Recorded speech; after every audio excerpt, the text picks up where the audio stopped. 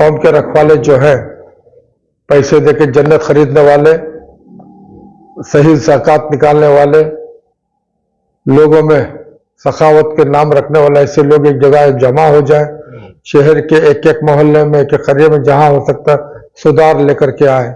मिंबर पे खड़ के 15 मिनट 20 मिनट अल्लाह की बातें कर देंगे, रसूल की बातें कर देंगे, अली वली की बातें कर देंगे, तो वो खुद उस पर अमल नहीं करते, तो उनकी जबान में तासीर क्या होगी। जो बड़ी मस्जिद बड़ा मेंबर होता है वो अपनी शोहरत के पीछे पड़ जाता है, फिर दूसरे लोगों को ले आए, उनको भी मौका दें। तो मैं समझता हूं ये हुकूमत के लिए भी अच्छा है और पार्टी के लिए भी अच्छा है, और ये होना भी चाहिए। अब जनाब यूटी खादर, उनके हाथ में हेल्थ के बाद ये भी जिम्मेदारी मिली है माइनॉरिटी की, तो उस इंसान के अंदर ईमान की मजबूती है। तो मैं समझता हूं अब औकाफ के अंदर और जो लूट मची थी, शायद उसके ऊपर वो नजर डाल करके जो कौम के लिए जो फायदा हो वो कर सके। जी फरमाए बाबा जी, दुनिया भर में आज मिलाद की खुशियां मना रहे हैं, आपकी तरफ से क्या पैगाम रहेगा आलम इस्लाम को लिए? जो सवाल तुम्हारा है आलम इस्लाम के लिए, ये सिर्फ आलम इस्लाम के लिए नहीं, कुल कायनात के लिए रहमत लिल आलमीन जो लफ्ज है, यह रहमत बना करके भेजा गया है। आप जिस अंदाज को उस आयत को पढ़ेंगे तो बताता है इसमें कुरान में जो है, हमने आपको रहमत बना करके भेजा गया है। समझे नहीं? हर किसी को पैदा किया हुआ है, किसी को बनाया गया पैगंबरों में। हमारे आका दो जहां सल्लल्लाहु अलैहि वसल्लम को अल्लाह तबारक व तआला बोलता है कि भेजा गया है, तो इसका मतलब तो पहले से थे। जो आखिरी में जो है एक के बाद एक जो पैगंबरों का सिलसिला था, तो एक पैगंबर की उम्मत आती तो दूसरा पैगंबर की बात आती, तो वो पैगंबर के बाद वो दूसरे पैगंबर की उम्मत आती थी। तो फुल स्टॉप हमारा सरकार के आने के बाद अब मामला खत्म है। अब इसके बाद कोई नबी नहीं आता, इस वास्ते के ताकि हमारे नबी के बारे में गुफ्तगू करें। समझे ना? हमारे नबी की शान ये है कि हमारे नबी की उम्मत जो है तमाम अंबिया अलैहिस्सलातु तस्लीम और उनके उम्मतियों के बारे में गवाह बनने का हमें शर्फ हासिल है। और जो है हमारी जो हम्दो सना इस बात से मिलते हैं कि हजरत ईसा अलैहिस्सलाम जो है ये अर्ज करे कि मैं सरकार दो जहां सल्लल्लाहु अलैहि वसल्लम की उम्मती बनकर वापस जाना चाहता हूं। यह सबसे बड़ा मसला है कि लोगों को समझने का। अब ये पैदाइश की बात बोलते, पैदा नहीं, भेजा गया हुआ ये दिन है आज। ये सारे आलम के लिए नहीं, कुल मखलूकात के लिए रहमत बना करके भेजा गया है। सबके लिए रहमत है आका दो जहां, ना कि सिर्फ मुसलमानों के लिए। कहीं भी आपको ये लफ्ज नहीं मिलता कि मैं मुसलमानों के लिए रहमत बन करके आया हूं। आपको सरकार के वाकये में मिल जाएंगे, जिस तरह सांप दीदार के लिए बैठा था, कोई शेर बाघ उनकी दीदार के लिए आते थे, बहुत सारे तारीख उलमा से आपको मिल जाती है। तो इसलिए जो सारा आलम के लिए, कुल कायनात के लिए रहमत बना करके भेजा गया है। ये आज का इस तारीख थी, यह वक्त था, इसके लिए खुशियां मनाते हैं। पर खुशियां मनाते हैं लेकिन उसके ऊपर अमल कितना करते हैं यह भी होना चाहिए। क्योंकि मैंने एक तारीख बताता हूं, इसके अंदर नबी पाक सल्लल्लाहु अलैहि वसल्लम की जो इरशाद गिरामी है, ईमान जो ना घटता है ना बढ़ता है, ईमान जो है अटल है। ईमान नंगा है, ईमान नंगा है, और उसका लिबास जो है परहेजगारी है। अब परहेजगारी की बात को हम लोगों को समझना है, किन किन बातों का हम परहेज करना है। अब जितनी हम परहेजगारी करेंगे उतना हमारा ये जो उसका ईमान का लिबास बनेगा। आप खुद फैसला कर लें कौन कितने परहेजगारी में है, वो खुद फैसला कर लें, वो उनके ऊपर है, उम्मतियों के ऊपर है। अब आका की शान के बारे में इससे बड़ा और क्या अल्लाह ताला फरमाए। बनी इसराइल में कहता है कि मैं अपने बंदे को ले गया रातों रात मस्जिद हरम से मस्जिद अक्सा तक, फिर उसके बाद सूरह नजम में बोलता है कि इनके देखे हुए पे आप इनकार करते हो, तो ये नज़ारा जो है 2 मरतबा देखा। अल्लाह दावा करता है एक सिदरतुल मुंतहा के करीब, और दूसरा मरतबा दोनों हाथ के फासले से भी कम ये दीदार हुआ है। अब ऐसे नूर के बारे में, ऐसी शान के बारे में हम क्या बताएं? उनकी अजमत तो वही जाने। इन्नल्लाह मलाइकतु यसल्लूना अलन नबी, जो दरूद व सलाम खुद खुदा पाक भेजता है, तो उनकी अजमत वही जाने। हाँ, उम्मत के लिए बिलखुसूस खुशी का दिन इसलिए है ताकि हम वो बताए हुए रास्ते पर चले, तब हमारे लिए खुशी है। तो आज के हालात को देखकर क्या लगता है? तो बस क्या पैगाम है? हमारा बस जोश मारना है, दिखावा है। अब खानखा में है, आज नातख्वां हैदराबाद से आया हुए शुएब है, तो उनकी मोहब्बत में नातों का सिलसिला चला इस खानखा में।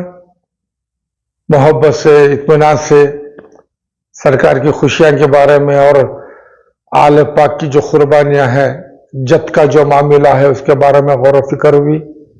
अब सरकार दो जहां सल्लल्लाहु अलैहि वसल्लम की खुशियों के साथ साथ उन्होंने क्या बताया, जब तक उसके ऊपर अमल ना करें, और वो खुशियां कैसी है, खैर वो अपना अपना अमल है। तो मिलाद पाक अज़ल से है। मैंने बहुत से हमारे पीरान उज़्ज़म जो बड़े अकाबिरीन थे, उनके सामने बहुत से बातें मैंने रखी थी। ये अल्लाह, मोहम्मद, रसूल 3 लफ्ज दिखाते हैं। तो ये कलमा हमारे लिए, जैसे कि हजरत आदम अलैहिस्सलाम का कलमा, नूह अलैहिस्सलाम का कलमा, हजरत ईसा अलैहिस्सलाम का कलमा, ये जो कलमा, लेकिन नबी पाक सल्लल्लाहु अलैहि वसल्लम का इस कलमे की बदौलत तमाम कलमे, मैं ये कहना चाहता हूं, क्योंकि ये इल्म इरफान में जब आदमी डूब जाता है, अल्लाह तबारक व तआला उसके पर्दे खोलता है। जैसे अल्लाह अपने नूर को जुदा करा, नूर ने कहा था ला इलाहा इल्लल्लाह, रब्बे जुल जलाल अपने जोश में था तो उसने कहा मोहम्मद रसूलुल्लाह। अब मोहम्मद के नाम जो है उसे तशरीह करते हैं तुम्हारे सारे उलमा, सराहा गया। नाम तो अहमद रखा था, लफ्ज मोहम्मद जो है सराहा गया। ये उस वक्त की बातें हैं जब कुछ भी ना था। ये एक ही बोल थी, ला इलाहा इल्लल्लाह मुहम्मदुर रसूलुल्लाह। इसी सिलसिले में शहर बीजापुर का भी दौरा हुआ कल आपका, क्या हालात हैं, क्या वहां के? अब वहां देखो, सिलसिले हाशमी और हाशमी पीरा रहमतुल्लाह ताला अलैह के सज्जादगान जो है बेंगलोर में आए थे। हर बार मुलाकातें होती रहती है। उन्होंने बोले हमारे यहाँ संदल का जुलूस निकलता है, आप आइए। मैंने बोला ठीक है। बीजापुर में 1 से 4-5 मरतबा हम भी गए थे। उससे पहले भी वहां के लोग थे, तो मैंने उनसे यह कहा कि भाई ठीक है। इससे पहले बीजापुर से एक शख्स जो है मेंबर ऑफ वक्फ बोर्ड में थे, अब मिनिस्टर बदल चुका है, तो आप जो है आपकी तरफ से एक आदमी शामिल हो जाए, बोर्ड के अंदर भी एक आदमी शामिल हो और हज कमेटी में भी एक आदमी शामिल हो, और ये होना भी चाहिए। हमेशा जो है बेंगलुरु ही के और आसपास ही के लोग चेयरमैन बने हज कमेटी के। इसे हटा करके नॉर्थ कर्नाटका या बॉम्बे कर्नाटका या ना, इस तरफ से कोई अच्छे काबिल इंसान को लेकर के कमेटी में बना करके कमेटी बनाए, 11 आदमी को उसमें चेयरमैन चुने। अभी चुनने का काम एमपी को भी है, एमएलए को भी है, एमएलसी को भी है, उधर के लोगों को मौका दे। अब रही औकाफ की बात, चेयरमैन तो है, और जो गवर्नमेंट की तरफ से जो अपॉइंट हुए थे, इन लोगों की जगह पे दूसरे लोगों को ले आए, उनको भी मौका दें। तो मैं समझता हूं ये हुकूमत के लिए भी अच्छा है और पार्टी के लिए भी अच्छा है, और ये होना भी चाहिए। अब जनाब यूटी खादर, उनके हाथ में हेल्थ के बाद ये भी जिम्मेदारी मिली है माइनॉरिटी की,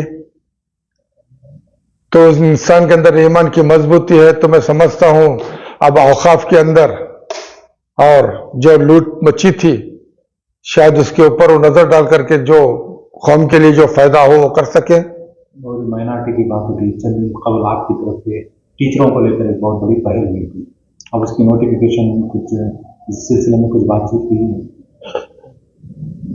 देखो, बात उन्होंने जिस अंदाज से कहा था यूटी खादर कि मैं कल मीटिंग बुलवा लेता हूं तमाम मुसलमान लीडरों को, तो उसी तरह उन्होंने तमाम मुसलमान लीडरों को मिस्टर सलीम अहमद के जो चैम्बर में बुला करके उन्होंने मीटिंग की है। और इसके अंदर जो है बल्खीस बानो साहबा एमएलसी जो है, उन्होंने भी जो है सीएम को कन्विंस करके इसके बारे में बात रखी है, तो उन्होंने सब इसे उम्मीद दिलाई है। अब हमारा एक काम था कि आने वाले टीचर्स को जो है जितना हो सके हम लोग उनकी हिफाजत करें, यानी कि रहने की, उनके अच्छे बुरे की वो खिदमत हमने करी है। अब उसके बीच में बहुत सारे उनमें भी कुछ ग्रुप बन के हमारे जो अब मिनिस्टर जो हमारे फूड मिनिस्टर रिजवान अरशद है उनके पास और यूटी खादर, इन सारे लोगों से मुलाकात उन्होंने भी करी है, सलीम अहमद के पास, सबके पास गए हैं।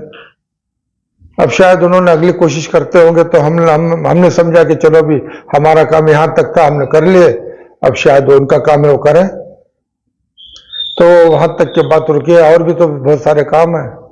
अभी हमारा मैसूर से जो है बार बार मेरे ऊपर वो अलीमुल्ला शरीफ वीडियो बना रहे हैं कि इससे पहले मैंने कहा था कि आता हूं, तो मैं नहीं आया, तो फिर दोबारा उन्होंने वीडियो बनाई। जब हम लोग गए थे तो उनसे वादा करे थे कि भाई हम तुम्हारे साथ हैं हर औकाफ के मामलात में। जब हम लोग नहीं गए तो फिर दोबारा उनकी वीडियो, तो फिर मुझे जाना पड़ता मैसूर।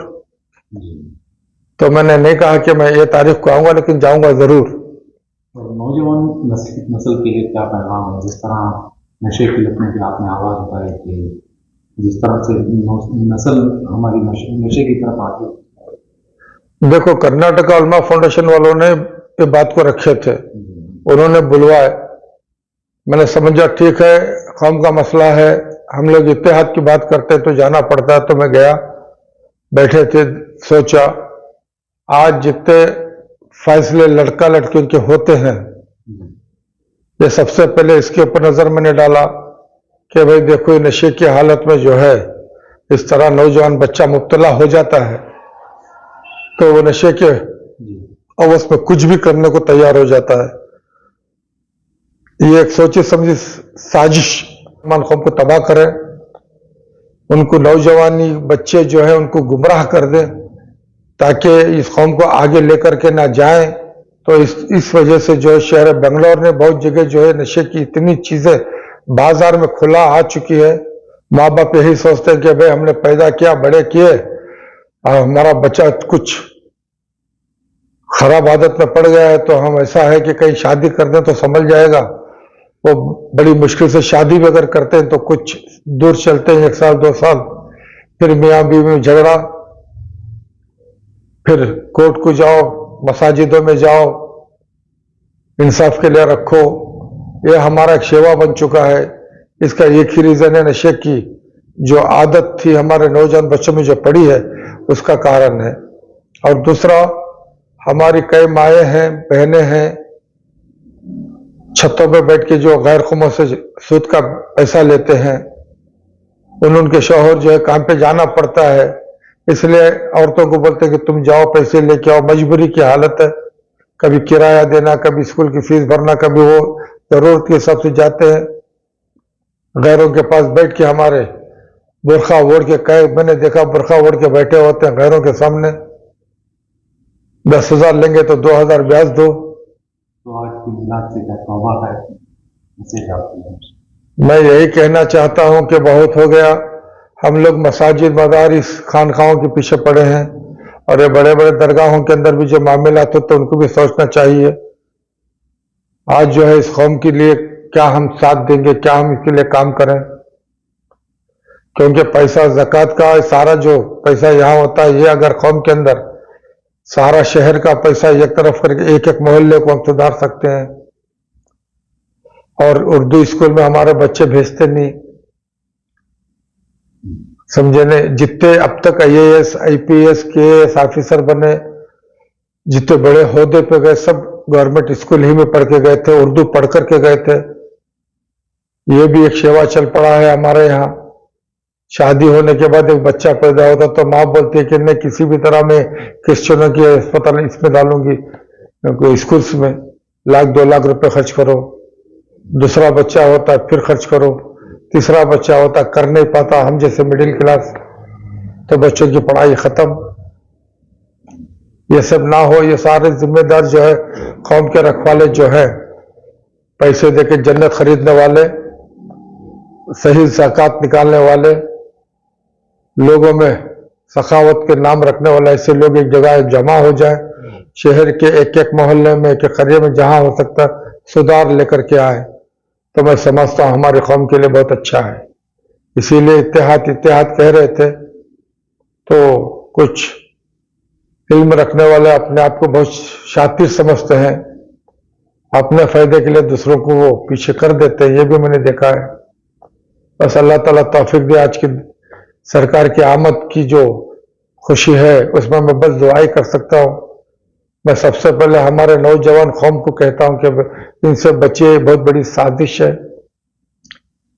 मिंबर पे खड़ के 15 मिनट 20 मिनट अल्लाह की बातें कर देंगे, रसूल की बातें कर देंगे, अली वली की बातें कर देंगे, तो वो खुद उस पर अमल नहीं करते, तो उनकी जबान में तासीर क्या होगी। जो बड़ी मस्जिद, बड़ा मेंबर होता है, वो अपनी शोहरत के पीछे पड़ जाता है। ये भी मैंने देखा है, दौलत और शोहरत के पीछे पड़े हैं। फिर कौन सा कुरान, कौन सा हदीस, कौन सा तरीका मेरी समझ के बाहर है। अल्लाह ताला तौफीक दे, और तौफीक भी क्यों दे, सद्दी ही ऐसी है, सद्दी ही ऐसी है, तो ये होना भी है। 80-90 साल की जिंदगी है दुनिया में, देखो खत्म हो जाएगा। आज सारी दुनिया में मुसलमान रुसवा है, अल्लाह वालों की मोहब्बत इन्होंने छीन ली, दरगाहों को बदनाम कर दिए।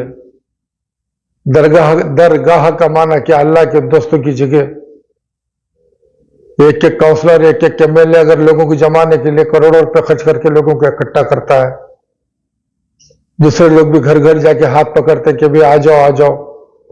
दरगाह एक ऐसी चीज है, वह खुद ब खुद चले आते हैं। यहां भी तो सोचना चाहिए। अल्लाह ताला वो दरगाहों में जो उसके बंदों को अपने ख्याल डाल करके भेजता है कि वहां जाके मेरे महबूब बंदों के वसीले में कुछ मांगो, तो ये अल्लाह बताया हुआ रास्ता है। हजारों हजारों आदमी अल्लाह की बारगाह में आते, अल्लाह के वलियों की बारगाह में आते हैं, बुलाया नहीं जाता, खुद ब खुद चले आते हैं। ये सब समझना, जैसे इन लोगों की मोहब्बत की इन्होंने छीना, अल्लाह ताला अजाब नासिल कर दिया है। मेरा बचपन ऐसा था, कुछ भी एक मुसलमान के ऊपर अंगली होती तो हमारा शहर बंद होता था। ये कहते थे, अगर मार्केट के अल्लाह खैर जाते, सैयद पातशाह शहीद बाबा हम जारी दुआ करो अल्लाह करने, सैयदानी में जारी दुआ करो अल्लाह करने, बोल के कूद पड़ते थे, और या अली का नारा लगाते तो ना जाने वो कहां से जोश आता था। आज अली का नाम लेने वालों को शिया बना दिए, करबला वालों का नाम लेने वालों को शिया राफजी बोल दिए। अल्लाह अल्लाह अल्लाह ही का सब कुछ है, लेकिन अल्लाह ने बनाया हुआ रास्ते तो है। ये सारी कमजोरियों को, जैसे हमारे ईमान में कमजोरी आ चुकी है, अपने अपने फायदे के लिए हर एक आलिम बात करता है, तो ये सारी चीजें हैं। सिर्फ आलिम ही नहीं, कुछ ऐसे पीर भी है आजकल तो माशाअल्लाह, बहुत सारे ऐसे पीर हैं, मैं क्या बताऊं। 4-6 बातें जानेंगे तो कहते हैं कि अल्लाह के खास बंदे हो गई है, ये जो चाहेंगे वो अल्लाह ताला कर देगा। ये सारी कमजोरियां हमारी कौम में है, तो आज के रात में यही अल्लाह की बारगाह में दुआ करूंगा, इसके महबूब के सदके में सबको नेक तौफीक अता करे, यही मैं कह सकता हूं। और बाकी अल्लाह का काम है, सब अल्लाह की मिल्कियत है, अल्लाह का माल है सब, वो जिसे जो चाहे करे, वो तो मालिक है। बस मैं यही कह सकता हूं कि अल्लाह सही फैसला करे।